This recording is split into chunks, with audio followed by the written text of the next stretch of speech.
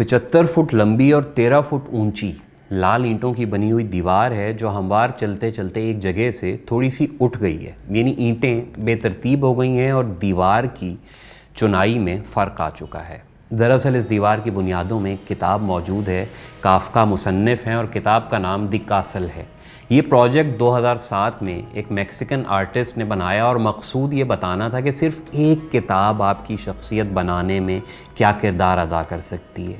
میں اپنے آپ کو دیکھوں تو ایسی دیوار ہوں جسے اسارنے میں اینٹوں کے بجائے کتابیں ہی دھری ہوتی ہیں، لیکن آخری اینٹ مجھے لنگر خانہ دکھائی دیتی ہے۔ یہ 2018 تھا اور خاکے تھے جاوید صدیقی کے لکھے ہوئے۔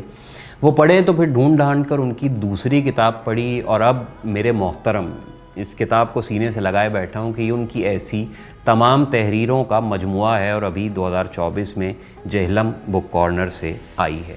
امید بڑی خوبصورت ہوتی ہے اور بہت ظالم بھی، کالج کی اس حسین لڑکی کی طرح جس پہ ہر لڑکا عاشق ہوتا ہے اور وہ ہر روز سب کو ایک مسکراہٹ اور بہت سے خواب دے کر چلی جاتی ہے۔ بیکس صاحب بھی امید کے مارے ہوئے تھے۔ یہ ایک جملہ تھا اس کتاب سے۔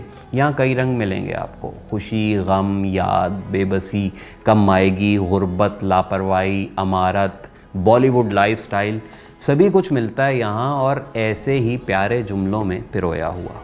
عبدالحمید بیکس کا خاکہ ایک ایسے مخلص اور شریف انسان کی کہانی ہے جو ہم میں سے ہر ایک کی زندگی میں ہوتا ہے، لیکن اکثر ہم اسے اگنور کر کے آگے بڑھ جاتے ہیں۔ کوئی ایسا دوست جو بس غیر محسوس سا، شریف سا یا عام سا ہو، باقی سب کا خیال رکھتا ہو، اس کی موجودگی محسوس نہ ہوتی اور نہ اس کا جانا محسوس ہو، لیکن بیٹھ کر سوچا جائے تو زندگی میں کئی ایسے چھوٹے چھوٹے واقعات نظر آ جائیں جو بار بار اس کی یاد دلائیں۔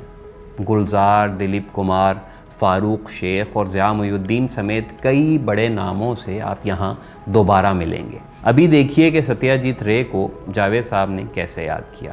زبان کوئی بھی ہو، لفظوں کی اپنی موسیقی ہوتی ہے، یہ موسیقی صحیح ہونی چاہیے۔ اگر ایک سر غلط لگ گیا تو پورا سین بے معنی ہو جاتا ہے۔ فلم میکنگ کے بنیادی اصولوں میں سے ایک رے صاحب کے نزدیک یہ تھا۔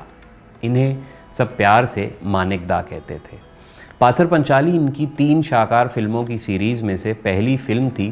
اس فلم کو مکمل کرنے میں ان کی بیگم کے زیور بھی بک گئے، لیکن یہ ان کی لگن تھی رے صاحب کے ساتھ، اور لگی میں سونا نہیں دیکھا جاتا۔ اپنے کام سے مانک دا اتنے مخلص تھے کہ 4 سیکنڈ کے سین کو بھی جب تک پرفیکٹ نہیں کر لیتے تھے آگے نہیں بڑھتے تھے۔ پاتھر پنچالی کے بعد اپور سنسار آئی تو ایک صحافی نے پوچھا کہ اس فلم میں تو اتنے سارے شارٹس گھوم پھر کے لیے گئے ہیں، جبکہ پاتھر پنچالی میں کیمرہ ایک ہی جگہ ہوتا تھا، آپ نے ٹیکنیک کیوں بدلی؟ رے صاحب کا سادہ سا جواب تھا کہ بھائی اس وقت میرے پاس ٹرالی نہیں تھی۔ ایسے بہت سے چھوٹے چھوٹے واقعات ہیں جنہیں ملا کر جاوید صاحب نے رے کی تصویر میں رنگ بھرے ہیں۔ ایف ایم حسین صاحب کا خاکہ ایک خانہ بدوش درویش کی داستان ہے۔ وہ آدمی جو اچھا بھلا ویل سوٹڈ ہو کر بھی ننگے پاؤں گھومتا تھا، جو بھارت کا مشہور ترین مصور تھا اور کسی چھپر ہوٹل میں بھی جا کے بلا تکلف چائے پی لیتا تھا، دل کا شہزادہ تھا، زمین سے رشتہ نہ توڑنے کے چکر میں جوتوں کے بغیر سردی گرمی گھومتا رہتا تھا۔ مادھوری اور ان کے بارے میں کہنے والے آج تک صفوں کے صفحے کالے کر رہے ہیں، لیکن وہ ہمیشہ ہنس کر ٹال دیتے تھے۔ انہیں مادھوری کی صورت میں ایک مکمل عورت دکھائی دیتی تھی، یہاں تک کہ مادھوری میں انہیں ماں کی پرچھائیں بھی ملتی تھی۔ ایک سوال کے جواب میں کہنے لگے کہ فلم تو میں شروع سے بنانا چاہتا تھا، لیکن اس میں 30 برس کی دیر صرف مادھوری کے پیدا اور جوان ہونے کی وجہ سے ہوئی۔ خیر، پھر حسین صاحب کے ساتھ بڑے فنکاروں والا سلوک شروع ہوا اور آخرکار انہیں ملک چھوڑ کر جانا پڑا۔ قطر گئے، وہاں کی شہریت ملی اور ایک تناور درخت اپنی مٹی چھوڑنے کے بعد کم ہی جی پایا۔ شمع زیدی بھی ایک کردار ہیں اس کتاب میں۔ وہ آرٹ کریٹک رہیں، امراؤ جان، شطرنج کے کھلاڑی، زبیدہ اور کئی دوسری فلموں کے مکالمے لکھے۔ جاوید صاحب لکھتے ہیں کہ ایک مرتبہ شمع زیدی کو کسی ایسی ورکشاپ میں بلایا گیا جہاں عورتوں کے مسائل پر بات ہونی تھی۔ تقریباً 100 لوگ موجود تھے جن میں صرف 5 عورتیں تھیں۔ وہ کہنے لگیں، جب تک مرد عورتوں کے بارے میں سوچتے رہیں گے عورتوں کا کچھ نہیں ہو سکتا، اس کے علاوہ مجھے اور کچھ نہیں کہنا۔ شمع میری محبوبہ نہیں ہے، مگر وہ میری ہم خیال، ہم قدم، ہم قلم، ہم نوا اور ہم درد ہیں۔ کیسا بے ساختہ اور پیارا جملہ ہے۔ اس کتاب میں ایک خاکہ اکبری بوا کا ہے۔ وہ خاکے سے زیادہ ایک کہانی ہے، بلکہ پوری آبیتی ہے۔ ایک عورت کا خاکہ جن کے ساتھ کیا کیا نہیں ہوا، لیکن وہ پرعزم رہیں، محنت مزدوری کرتی رہیں، کبھی کسی سے مدد نہیں مانگی، بلکہ وہ لوگ جنہوں نے ان کو برے حالوں تک پہنچایا ان کی بھی ہمیشہ مدد کی۔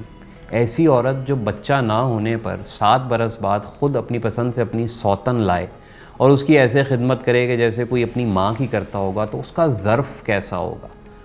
باقی خاکے ایک طرف اور یہ ایک خاکہ الگ۔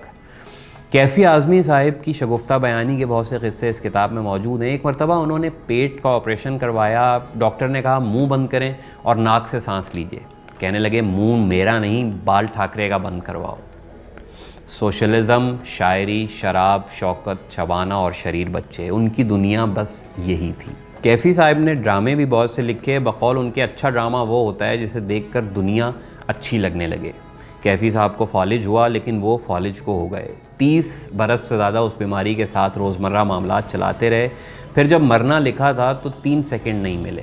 اچھی تحریر کو آخر تک جاندار کیسے رکھتے ہیں، دیکھیں جاوید صدیقی نے کیفی اعظمی کا خاکہ کیسے ختم کیا۔ انہوں نے گلا صاف کیا، ایک لمبی سانس لی اور کھرکھراتی ہوئی مگر اونچی آواز میں بولنا شروع کیا۔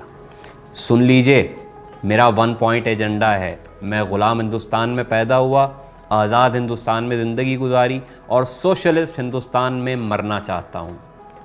سوشلسٹ ہندوستان کا تصور ایک خوبصورت خواب تھا جو کیفی صاحب کے ساتھ اور بھی لاکھوں آنکھوں نے دیکھا تھا۔